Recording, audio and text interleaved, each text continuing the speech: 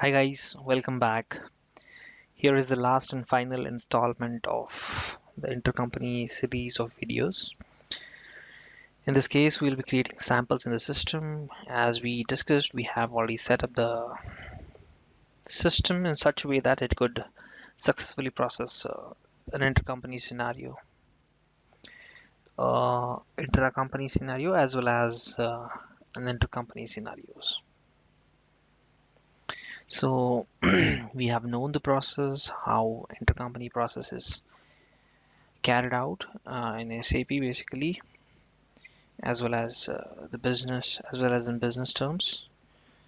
We have understood how to set up the process, the configuration required, the master data that is necessary, and the copy controls that are necessary. So here we go, and let's create a process flow. First, we'll discuss one-step intercompany STO, which will have a billing document. So here we go. I go to ME21N, wherein I could create a purchase order. Remember that we will be using document type NB. We will be using document type NB for processing an intercompany STO. And in case of intra-company, we will use the document type UB. And subsequently, the delivery for NB would be NLCC, and for UB it would be NL. And later on, we can create the billing documents for respective documents based on the requirement. The process flow that I've shown you over here is also valid, and we'll accordingly process it. But yeah, in the first scenario that I'm going to explain you for ISTO, we would have goods issue and goods receipt done at the same point of time. So we'll use the master data that I have created, which I have shown you in the previous video, the material, and other organizational data that we had discussed. Here I go. Here you see the standard PO, which is nothing but the PO type NB.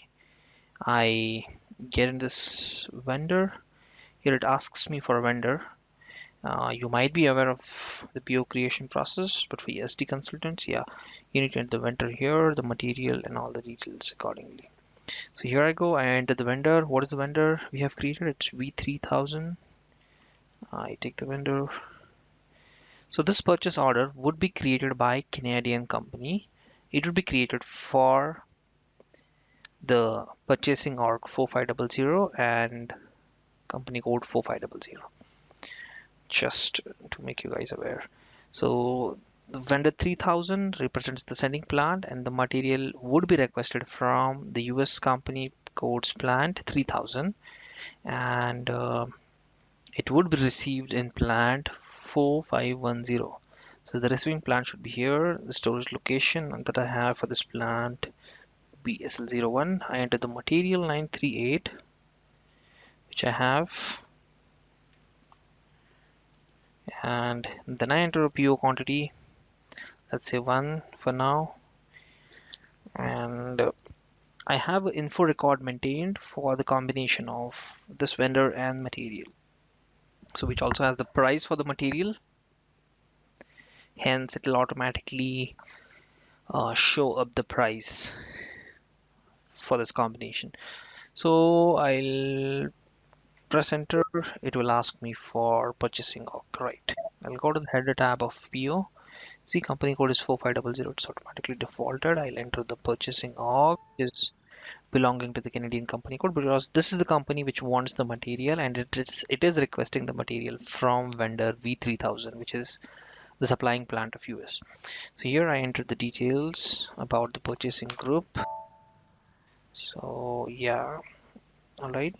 And if you want to see the conditions, basically uh, you should see a shipping tab whenever a STO or intercompany STO PO is created. So now we have the PO type NB, standard means NB PO type, and we have a shipping point. We don't see a shipping point for normal POs. So normal POs can be of the type NB, but the vendor that they have is not linked to the planned. So in that case, it will just be a normal vendor that we have, and there won't be a shipping tab in normal PO scenarios or purchasing scenarios. I have the conditions determined, which is 100 per one each is of the product 938 or turbine. So, so I have the total price as 1000 USD. So this is the price that I have agreed with my vendor V3000, that is company code, US company code. And you have the shipping details over here. As I told you, the shipping data would have the customer to which the material would be delivered, and this would only come in case of a vendor which is linked with plant. Secondly, you see the customer popping up over here. So this is the person to whom you have to deliver the product. In short, the plant 4510, because this customer is a replica or a pseudo customer created to represent plant 4510, and hence you see the customer number that has been linked with this plant popping up over here, and the sales area in which the billing document would be created is this. That's the intercompany sales areas. We don't have a route determined because I don't think the route determination setup is correct, but yeah, we can manually enter a route at any point of time. Let me enter some random route that I have. I can even enter delivery priority if required. Let's say I enter 01 high. So you have the loading group that comes from the material master and all that stuff. Yeah. And this is the delivery type that is determined. You can see based upon the settings that we had done in the customizing. Let me show you the Excel sheet. So the delivery type and checking rule. So assign delivery type and checking rule. So based on the PO type, the supplying plant in this case is 3000. It has determined the delivery type is NLCC. So if you create a PO for a delivery for this PO that will be saved now, it will generate a delivery document which is of type NLCC, and the shipping point is 3000. Of course it has to be 3000 because we are delivering the material from plant 3000, for which the shipping point 3000 is assigned. So the delivery would happen from this shipping point. All right, so let me save this document. There are no messages, I suppose. Yeah, they are just information messages. I can ignore them and save it. I'll save the document. I'll get a PO number. It's 455. I'll just copy this PO number. I'll display it here. So we have the shipping tab again. We have the condition tabs. Let's see the delivery schedule, if it's confirmed or not. Yeah, we have the committed date is 9:30. All right, it's based upon the availability or scheduling that is carried out when we enter the details in PO. So this is a standard PO. It's not a UB or STO PO that we have. We'll be using NB, which is the PO type. Okay, we'll just copy this document number because I will have to create a delivery for this. So when creating a delivery for a purchase order document, we have various transaction codes available, a couple of transaction codes available, VL10G, VL10B, and so on. Shipping point in our case is 3000. You can just take off the dates so that it doesn't limit the delivery creation date. I'll enter the PO number here that I've copied. I've entered the purchase order tab. If you want, you can enter the supplying plant, which is 3000 again. I'll just execute this and I need to see my PO original document. Here is my PO. I'll select this document. I'll process this document in the background. It will create a delivery, an outbound delivery of type NLCC. So I get a success message. I just get into the log of this. It shows me a PO is created. I go to the documents and here is the PO document. So when I display the document, I'll see a delivery created for my purchase order that is of type NB, but which is a intercompany purchase order. So replenishment cross company is the type of delivery that is created. As I had informed you, it would be NLCC. If you want to verify, go to the header, administration tab. We see the delivery type is NLCC. We have the sales of 3000 from which it is going, and the shipping point is 3000. We have the necessary details. We'll process this delivery document. So meanwhile, I'll open the PO as well, ME23N, just to show that there is no purchase order history or there are no subsequent documents created for this.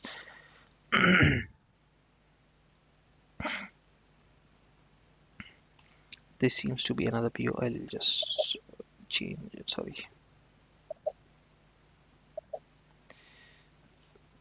So 455 was our PO. Here you see the PO, and here are the item details.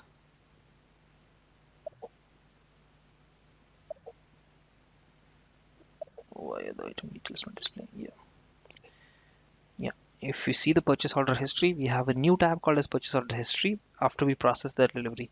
So it shows that on one delivery note is created, this, and it's not yet the movement document for this delivery is not yet processed because we are yet to process the PGI. So here I go in this, I do the picking, I complete the picking for this item 938, which will be picked from the American plant 3000. Let's hit enter, it will show the picking status as complete. If I go to the status overview, I'll show you one more thing which should be noted in this case. Since the process that we are following is an intercompany STO process, we have intercompany billing relevance status available over here. A means not yet processed, so we have to process an intercompany document for this scenario. So the system itself is telling us that there is a billing document to be created after this delivery is goods issued or PGI is complete for this delivery. Okay, so now, as of now, in the purchase order history of this PO for which you're processing the delivery, it only shows a delivery document. Now when I do goods issue, it should show a goods issue document in the history. Not only the goods issue, this being a one-step process, it should also process the goods receipt in the receiving plant, that is 4510. So this should automatically happen. So let's check how this happens. Now we have completed picking. Sorry. We'll do the goods issue. If I do goods issue and I'll refresh the PO document that I have, so it says replenishment cross company has been saved. Okay, I completed the goods issue. Now I'll go back over here. I can see only one document. I'll just try to refresh this document or reopen this document. What I'll do is copy this. Here I go. When I open this item, now the purchase history for this PO 455, which I just now created, I have completed the delivery note. It's showing. I have completed the goods issue. I have even completed the goods receipt. The movement type 101 is for goods receipt, 645 is for goods issue. So after clicking on goods issue, it has immediately performed the goods receipt. This is the relevance of the third node of configuration that I had shown to you. Since I have activated a one-step procedure, it is doing the two steps, issue and receipt, at the same time. Usually these are two different steps, like you do goods issue. After that, once the material reaches the plant of Canada, it will do the goods receipt. So both the things are processed simultaneously in one step process. So that is the significance of the third node configuration that I had shown to you. Now we have processed the PO. We have processed the delivery for this PO, intercompany replenishment delivery. We have done the goods issue. The stock from the supplying plant, that is 3000, is replenished or reduced, and the stock in plant 4510 is replenished, that has been added. So now we have to create a billing document. That means the company that has sent 3000 or the US company would generate a billing document to the Canadian company. How would you do that? Just copy this document number.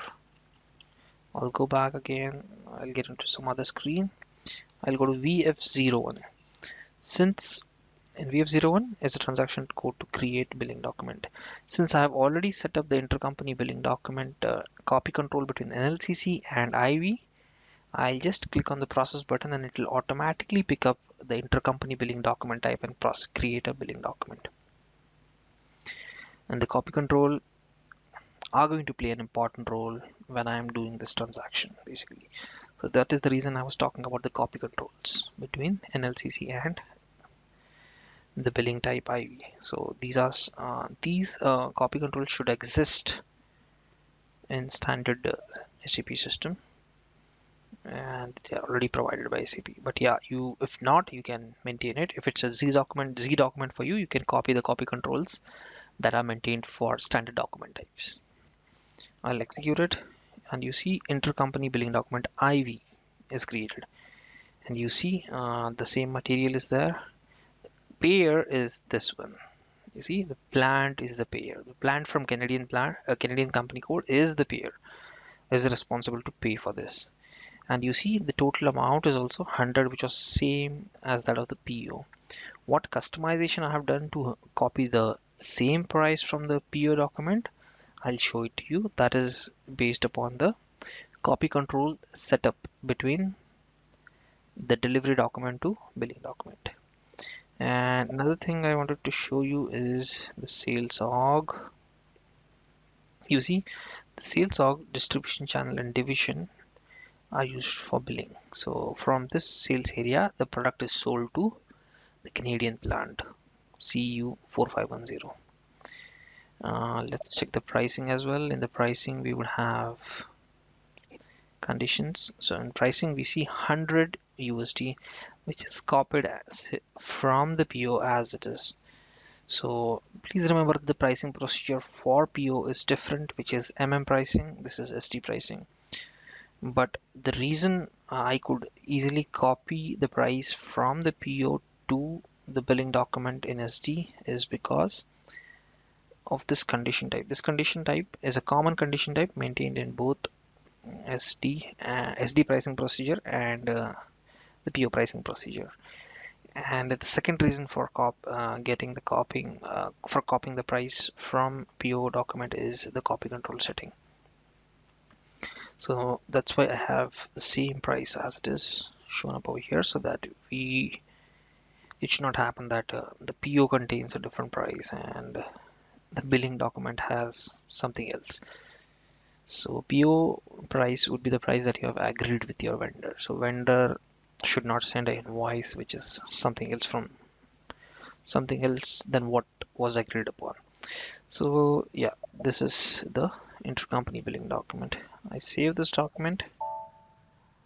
Okay, so I have this billing document saved. What I'll do is that I'll get into the PO. I'll try to refresh it.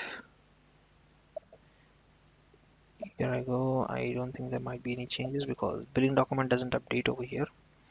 Yeah, I only say delivery note, goods issue and goods receipt. So invoice verification is the next thing that will update over here. But meanwhile, let me show you the document flow of this delivery. If you check the document flow for this delivery, you'll see a billing document showing up. You see intercompany billing document now. You have a purchase order, then there's delivery NLCC, picking, then goods issue, then goods issue from American plant, and also goods receipt has happened at the same time in the back end. It won't be shown up over here, it will be shown in the purchase order history, purchase order document, and then we have created an intercompany billing document. Let's go back from here, one step back, and here you are into the purchase order. Now, since we have completed the goods receipt and we have also received the invoice from the sending plant, that is the American plant, we should do an invoice receipt in the receiving plant. So the transaction code is MIRO. In MIRO, I'll process this PO. I'll process the invoice that I have received against this PO. So let me enter the PO number over here and a date. Okay. Once I enter the PO number and hit enter, it will show some balance to me that this is the balance you need to pay. Yeah, I have this much balance. That is the PO amount that I am supposed to pay.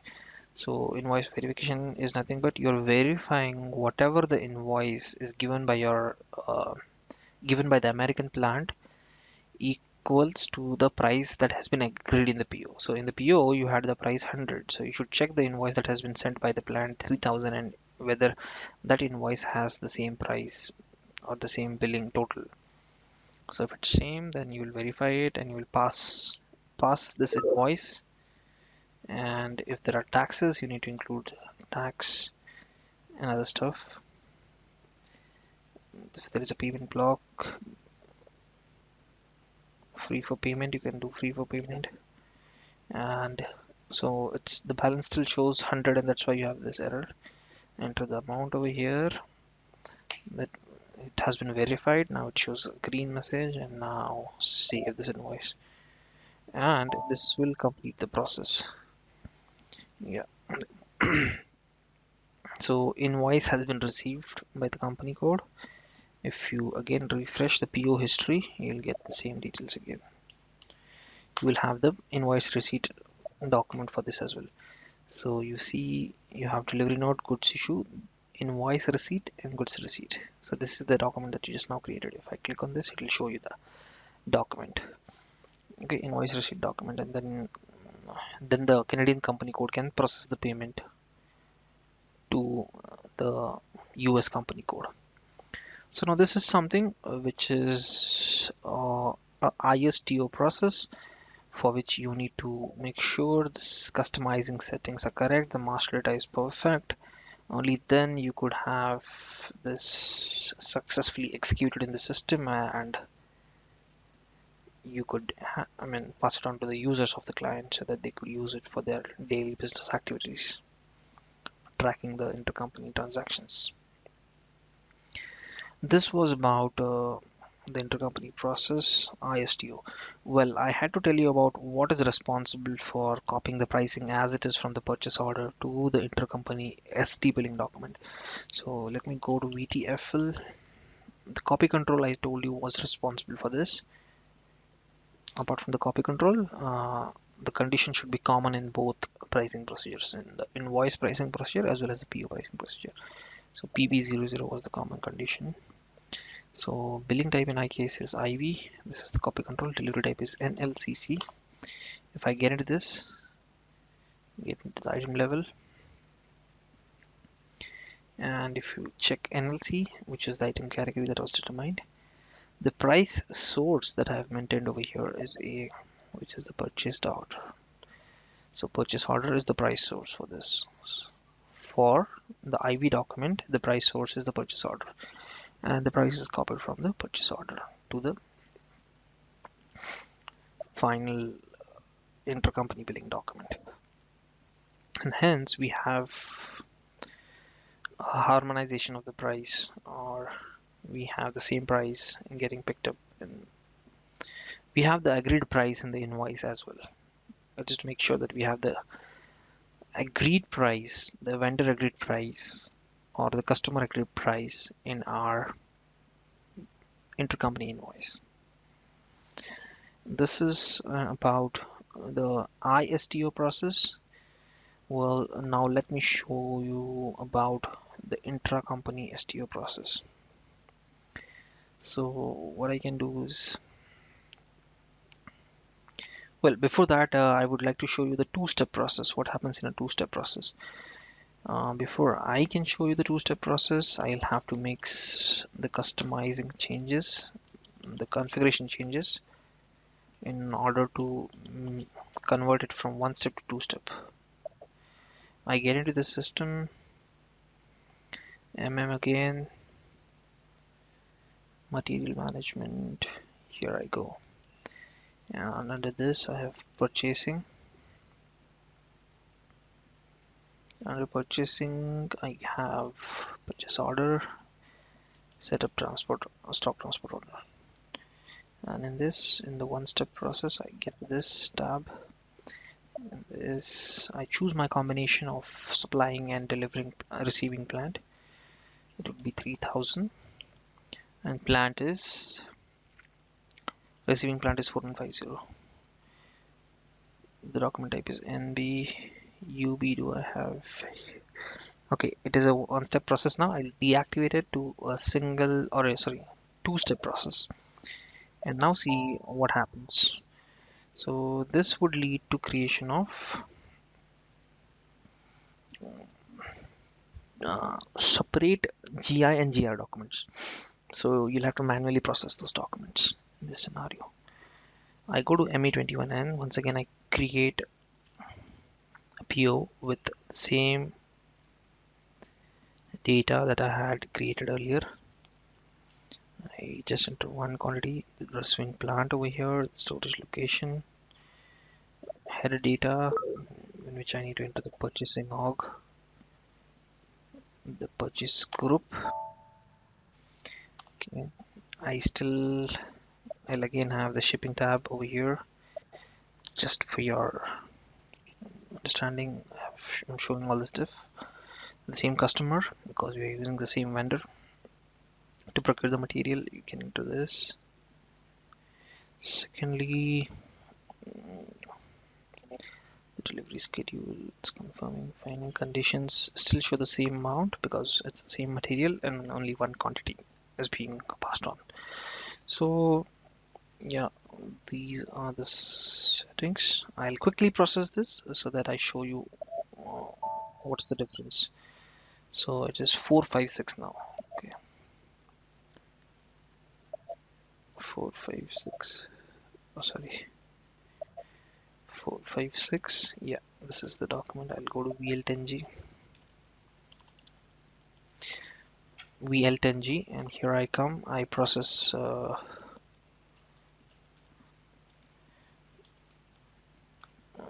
purchase order to create a delivery document of type NLCC. So I execute this. I select this document. This is my document. I do a background processing of it. I get a success message, and I go to the document log to see what document is created. I get into the document. I ask the system to display the document, and I'll close this tab, and I'll process this delivery now. Meanwhile, in another tab, I'll open the same PO that I have just now created, just to display the purchase order history. It's not now only showing. Just one second, and I'm going to make sure 56. Correct. It's 56, right? Yeah. So it is only showing the delivery that I have created. It's not showing the goods issue nor the GR. Now, once I do the picking and goods issue for this, picking is complete. Now, previously, what used to happen in one-step process is that when I clicked on this, two documents are generated in the PO history. Now it will only show one document. That is the goods issue document. It won't show the GR document. I click on post goods issue, and if I refresh this screen, it will show me the other document. Now, if I get into the purchase order history, you only see a goods issue document, movement type 643. So you don't see a goods receipt document. Now you have to manually process a goods receipt for this document, for this PO. So T code is /MIGO, and you enter the purchase order here, hit enter, item OK, enter the storage location, it's already there, and try to check if there are any errors. Only one information message, post it. Once you do the once you do the GR, then you would see another document popping up over here if I refresh this. So this is the only sole difference between one-step and two-step process. So in the one-step process, you had both the documents populated here in one shot, but here you'd have two separate manual actions to be done or required to be done before, I mean, in order to have goods issue and goods receipt done. Other steps remain the same. You can create a billing document against this. You can even do the invoice receipt after the invoice creation is complete. So this is in short about the two-step process that I was talking about. Now, what is the next thing that I wanted to explain over here is processing STOs, intra-company stock transport orders. In this, the goods are transferred from within the plants of same or different company codes. See, there can be scenarios wherein there are two different company code plants. So one plant belongs to the first company code, another plant belongs to the second company code, just like is in our case. But they don't require an intercompany invoice. So in that case, you can just do a STO for those plants.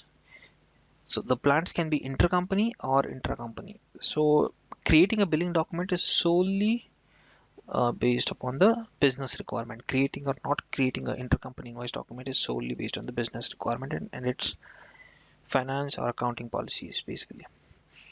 So if let's say there can be companies or scenarios wherein even if there is a transaction that is happening between two different company codes like Canada and US, they don't want a billing document to be generated. They just want a pro forma invoice or no invoice at all or no accounting postings at all. So in that case, you use the standard SAP document called as UB, which is used for stock transfer order, plan to plan transfers. Now you'll quickly see the difference between what is a UB document type and NB document type when I actually create a sample and show it to you. Let's get into the system. The transaction code is again the same. So ME21N to create a PO, may it be a standard PO or STO. So document type would be UB. Maybe use STO. Yeah, transport order, I suppose. Yeah, this is okay. Once I choose stock transport order over here, you see the vendor field goes off and you see a supplying plant over here. Now this is the biggest difference. So in this scenario, you are just transferring the stock from one plant to another. Okay, so this would be the supplying plant. The earlier scenario is also the same, but in that case, you have a billing document or accounting implications. But in this case, if you don't want to, there would be goods movement, true, but yeah, a final billing document won't be created in this scenario. And for this scenario, as I had explained to you, this is the one marked in green. The pure document type would be UB.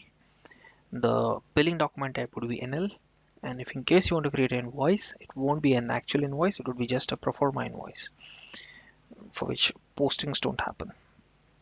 So let's enter the same data for this. Now here, when entering the supplying plant, I cannot enter the vendor number V3000. Remember that. I can only enter the supplying plant, which is the US plant. Now the purchasing org and all would remain the same because this is the purchasing org for Canada and it will be the same. I'll enter the same. Receiving plant also would remain the same.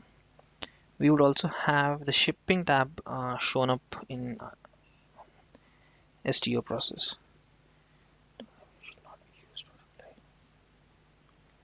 So it gives me, see, immediately it tells me that you cannot, I mean, document type should not be used. It's just a precautionary measure that it's giving me because the transaction is between two company codes, and usually between two company codes, uh, businesses prefer to have a billing document. And for this scenario, there won't be a billing document generated. So it's giving me an information message, which I can ignore as of now for showing this example. Consider this is an intra-company plant-to-plant stock transport, and consider that situation, and I'm processing this document probably. All right, here we go. I'll skip this message.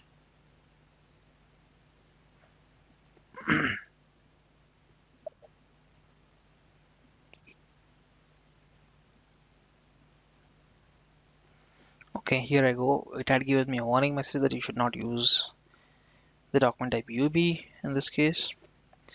But yeah, we can proceed ahead and consider this as a intra-company stock transport and process the document. You see again the same customer is there, same shipping tab you get in this. You can get the conditions tab over here, but there's no pricing shown up. Okay, it will only show you this PI01, which is the cost for manufacturing it. So that's okay. And all the things are fine. We have the shipping tab. I'll check if there are any errors. Okay, we can ignore these errors. I'll save this. These are warning messages. So the main difference is that you don't have a vendor which is linked to a plant. You directly have a plant name over here or the plant code over here, and you have the shipping tab as well. And yeah, the delivery type you need to notice is NL. It's not NLCC. And NLCC is linked to a billing document. NL is not linked to a billing document. It's only linked to a pro forma invoice. I'll save this, and here I go. I'll just try to display this document. There's no purchase order history for this. I'll try to create a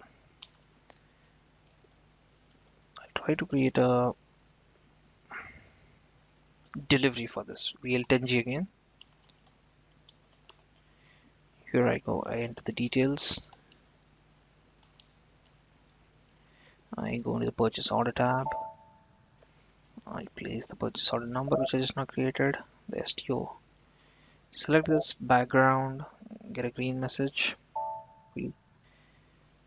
I get a log of this.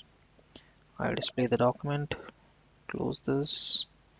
Here's the document that is created. And now you see it's replenishment delivery.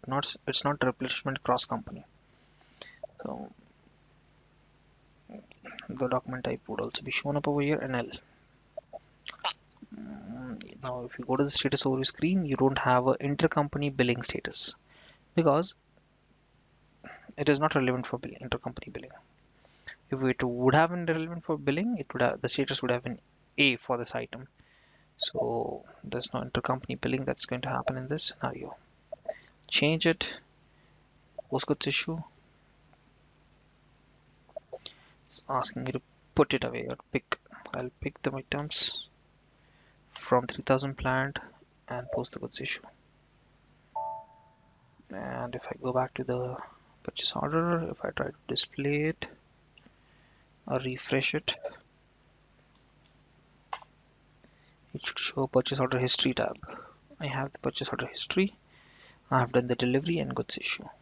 Remember, this is a two-step process, so I need to process the GR as well. So what I'll do meanwhile in another screen, I'll process the GR for this. MIGO. Here enter the purchase order, enter. I'll check item, okay, everything is there, check, okay, post.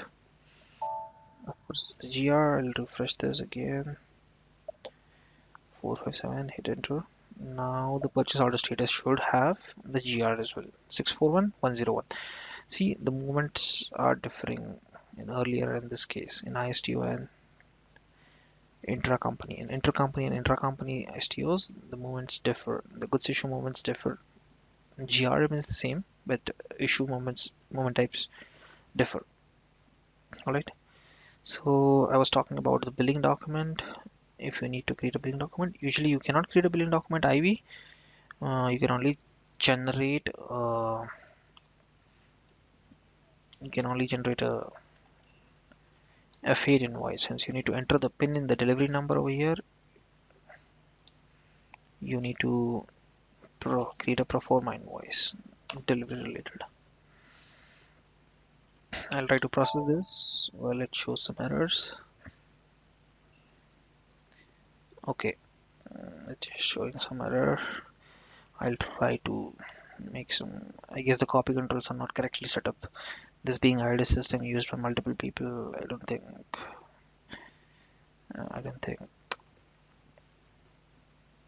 the settings are appropriate.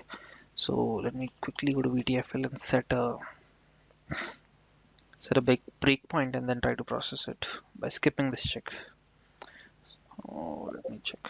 Billing type is F8, which is the pro forma invoice. NL,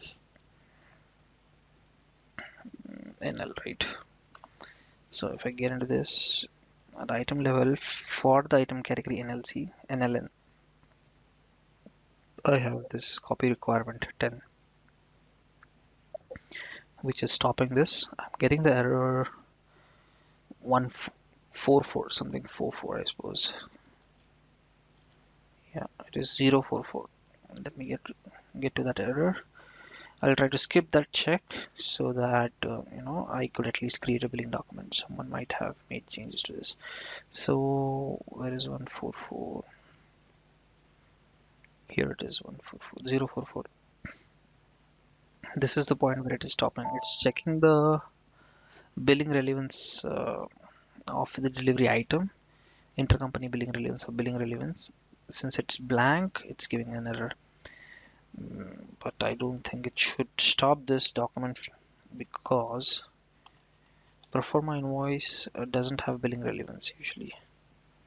Hopefully this is the billing document that I was trying to create. Yeah. So this is the document that I was trying to process. I'll process it again by choosing Proforma for delivery. I'll process it and let the breakpoint will hit.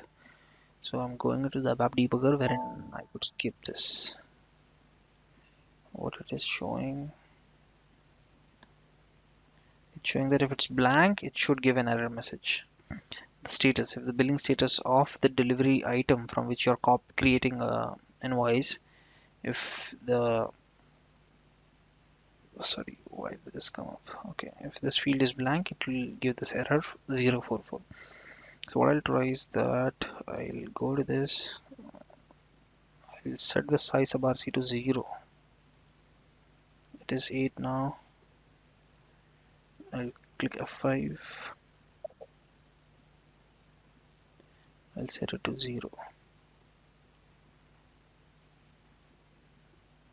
So it has skipped that check. I did not get an error. I'll click F8. So you see, I created a performa invoice delivery for delivery.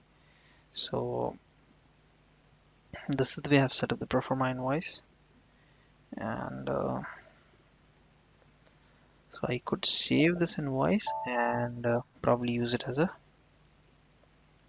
document while doing cross-border transfer.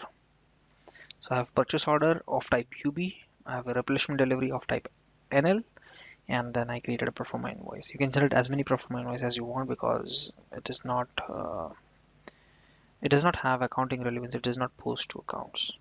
So basically, you can create as much performa invoices as you want from the delivery again and again based on your requirement. If it needs multiple, if the customs need multiple copies, you can print multiple copies as well. So basically, this ends the whole cycle that we have been discussing throughout these 3 videos. I hope this has been a helpful session to you all, guys. Thank you very much for patiently listening. I'll come up with another video soon. Thank you. Bye.